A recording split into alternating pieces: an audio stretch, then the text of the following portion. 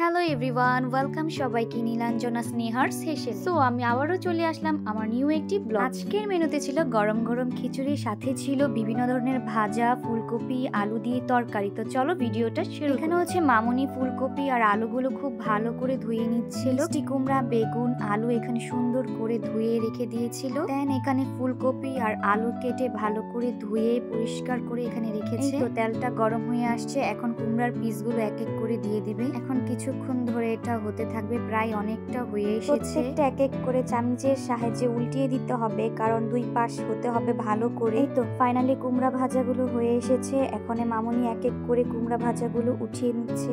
এখন ভেজে নিবে হচ্ছে বেগুন, এক এক করে বেগুন দিয়ে দিচ্ছে। প্রায় হয়ে এসেছে, একটা ব্রাউন কালার চলে আসছে। দেন বেগুন ভাজাগুলোও হয়ে আসছে, এটাও তুলে নিচ্ছে এক এক করে।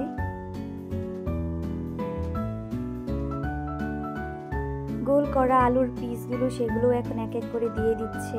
কিছুক্ষণ সময় ধরে আলুগুলো সুন্দর করে ভাজতে থাকবে। ফাইনালি আলুগুলো হয়ে গিয়েছে, সেগুলো এক এক করে উঠিয়ে নিচ্ছে। ওয়াও, ফাইনালি এখানে ডান সবগুলো ভাজা, বেগুন ভাজা, কুমড়া ভাজা, আলু ভাজা। দেন এখানে আবারও প্যান বসিয়ে গরম তেলের মধ্যে আলু আর ফুলকপি দিয়ে দিবে। তারপর পরিমাণ মতো কিছুটা লবণ দিয়ে দিবে, মরিচের ফাঁকি দিয়ে দিবে।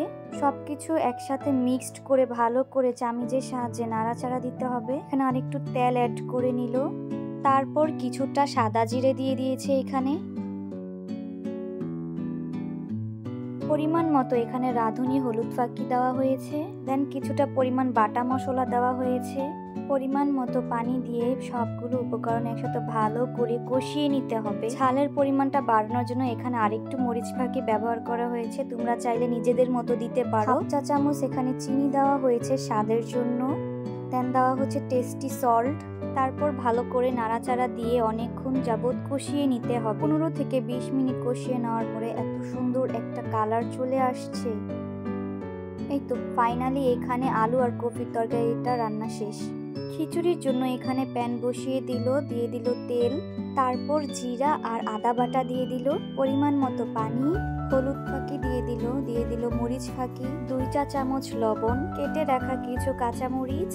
তারপর দিয়ে দিল মিক্সড করা চাল আর ডাল। হ্যাঁ, ডালটা কিন্তু মুগ ডাল ছিল। তারপর ভালো করে সবকিছু একসাথে মিক্সড করে নিবে। দেন আবারও 1 চা চামচ হলুদ ফাঁকি দিয়ে বেশ অনেকটা খানি পরিমাণ মতো পানি দিয়ে নিবে। তারপর ঢাকা দিয়ে দিবে কিছুক্ষণের জন্য। প্রায় অনেকক্ষণ যাবত চালটা এভাবে ফুটাতে হবে, নাড়াচাড়া দিতে হবে একটু পর পর ঢাকনা খুলে। প্রায় 30 মিনিট পর আবারও এসে দেখতে আসলাম, প্রায় অনেকটা হয়ে এসেছে। এটা হতে হতে আমি জেমি সিমির কাছে একটু গেলাম, দেখি জেমি ডাইনিং টেবিলের উপরে গিয়ে কি দুষ্টামি করতেছে। তারপর ওর সাথে একটু কথা বলতেছিলাম। এই যে ও কিভাবে তাকায় রয়েছে, দেখো, পারে না আমারে যে খাইয়া। ও আমার সাথে লুকোচুরি খেলতেছিল, দেখো কিভাবে, ওই দেখো কিভাবে তাকায় রয়েছে, দেখছো?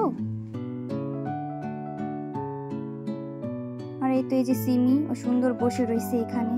তো আবার চলে আসলাম রান্নার কাছে। এখানে ছিল রাঁধুনি 5 ফোড়ন আর ছিল শুকনা মরিচ। পরিমাণ মতো তেল দিয়ে গরম করে এটা বাগার দিব। এখানে সম্পূর্ণটা এখানে ঢেলে দিয়ে বাগার দিয়ে নিলাম। এখন সবগুলো একসাথে ভালো করে নাড়াচাড়া দিয়ে একসাথে মিক্সড করে নিতে হবে। 2 চা চামচ ঘি দেওয়া হয়েছে এখানে, ভালো একটা স্মেল আসবে তাই। তো ফাইনালি আমার খিচুড়ি রান্না এখানে শেষ। আমার রান্নার ভিডিওগুলো তোমাদের কাছে কেমন লাগে অবশ্যই আমাকে জানাবে। দেখা হচ্ছে নেক্সট কোনো ভিডিওতে। সবাই ভালো থাকবে। আল্লাহ হাফেজ।